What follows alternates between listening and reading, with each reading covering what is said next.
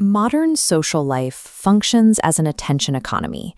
In this system, personal visibility is often used as a shorthand for a person's social value, receive external validation.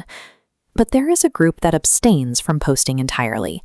They don't share selfies, they don't broadcast their celebrations, and they offer no status updates. They are the digital ghosts. Because they are invisible in a world that rewards noise, we often default to the assumption that they are antisocial, awkward, or struggling with their own self-image. However, psychological research into privacy orientation and self-validation suggests that this lack of digital performance isn't a deficit. In many cases, remaining invisible online reveals a high degree of emotional intelligence and a mindset that relies on internal rather than external stability. This silence suggests that what we recognize as confidence might actually be the ability to exist without a digital audience. Psychologists note that non-posters tend to have a high privacy orientation.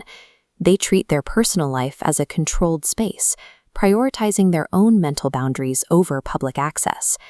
They rely on a self-sustaining feedback loop. When something good happens, they process that value internally, removing the need to broadcast the event to make it feel real or earned. This system is driven by self-concept clarity. High self-concept clarity means a person has a stable understanding of their own values. External opinions or digital trends simply bounce off this core because their identity isn't up for debate.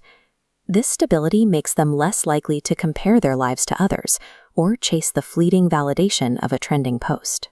Because their happiness is generated from within, they only share content when it meets their own personal standards of importance, rather than a desire for likes. When an individual already feels complete, there is no longer a need to spend energy proving their worth for the world to see. This behavior isn't just about the inner self, it's also a calculated response to the environment of the internet. Non-posters often view social media as a distorted lens that rarely reflects the reality of human experience. They are essentially opting out of what psychologists call social comparison theory. The mechanic is simple. We measure our own mundane daily lives against the curated highlights of everyone else. The more time spent in this comparison cycle, the more mental health markers tend to decline. This cycle fuels anxiety and forces users to constantly seek approval just to feel equal to their peers. The digital ghost neutralizes this anxiety by cutting the tie to the dataset entirely. They don't post, so they don't have to compare. This refusal to participate acts as a practical defense mechanism for their own peace of mind. They trade the potential for digital popularity for the certainty of mental stability. When you combine this stable self-concept with a refusal to play the comparison game, you get a specific type of psychological profile. This is the foundation of what psychologists call secure self-esteem. This type of esteem is self-sufficient. It is focused on real-world goals and doesn't require fragile digital metrics like likes or comments to survive. It remains stable and complete even when no one is watching. So when you see a blank timeline or a friend who hasn't updated their profile in years, consider a different perspective.